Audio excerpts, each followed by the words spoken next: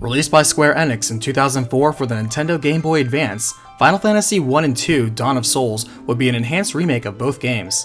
Directed by Kosuke Miyamoto, the game would feature a new original chapter after the main game of Final Fantasy 2 was finished, called Soul of Rebirth.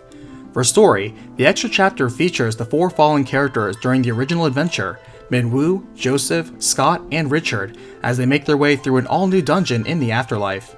Mechanically, the remake would differ from the release of Final Fantasy Origins in that certain classes and magic were rebalanced and altered, extra dungeons were added, an extra difficulty mode was removed, and the ability to save anywhere was added.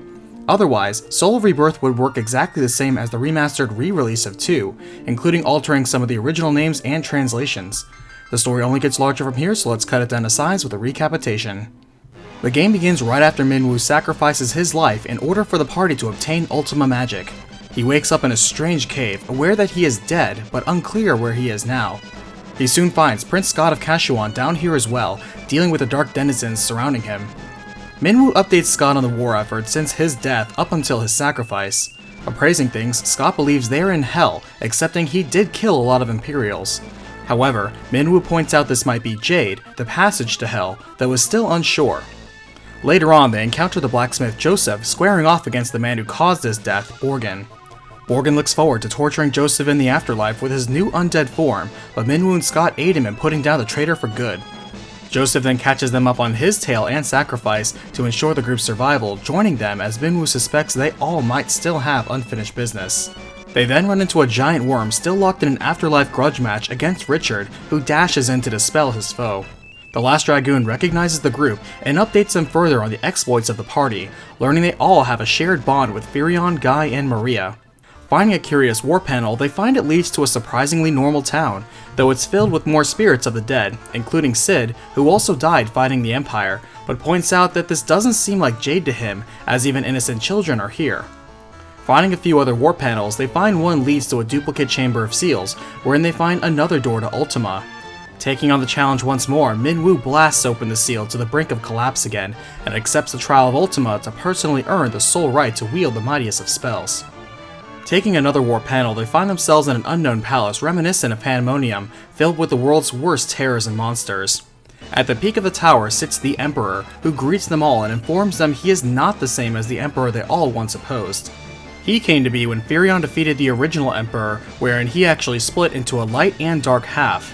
The dark half fell into hell, where it gained infernal power and became the master of Pandemonium. Minwu picks up this means they aren't actually in Pandemonium, and it's declared they're actually in Aruboth, Palace of Heaven, and where they thought was Jade was Rakia, Realm of Fallen Angels. In fact, it was this light half of the Emperor that brought them all here as defenders who died opposing his dark half. He further explains he intends to pay penance for the deeds of his evil half and gain their forgiveness. Light side or not, the group is not keen to forgive the Emperor that easily, and the Light Emperor is disappointed. He instead offers them eternal life in his paradise, if only they accept forgiveness, but suddenly the images of those they each hold dear appear and warn them not to take the deal. They show them Firion's group, who is now locked in heated combat with the Dark Emperor at this very moment, struggling to take him down. Choosing to accept their own deaths and believe in those still living, Minwu, Scott, Joseph, and Richard refuse the Emperor's offer, and scorned, the Light Emperor retaliates and begins to pull the group into damnation. With nothing to lose, the four unsung heroes of the war battle and defeat the angelic incarnation of their most hated foe. As he's destroyed, the Emperor points out they changed nothing, as humans will continue to drown themselves in death and war. As the game ends, we see the resolution as before, with Hilda and the Resistance victorious over the Empire. Each of the survivors remember the sacrifices of those fallen, though Minwu and crew are there in spirit to receive the gratitude. Seeing their cue to leave, Minwu is confident the survivors of this war will do something to break the cycle of violence and build a new peace. Fading away now, the old guard makes way for the new post-war era, allowing the new young heroes to build the future ahead. Final Fantasy 1 and 2 Dawn of Souls would enjoy the success of selling over 1.2 million copies worldwide.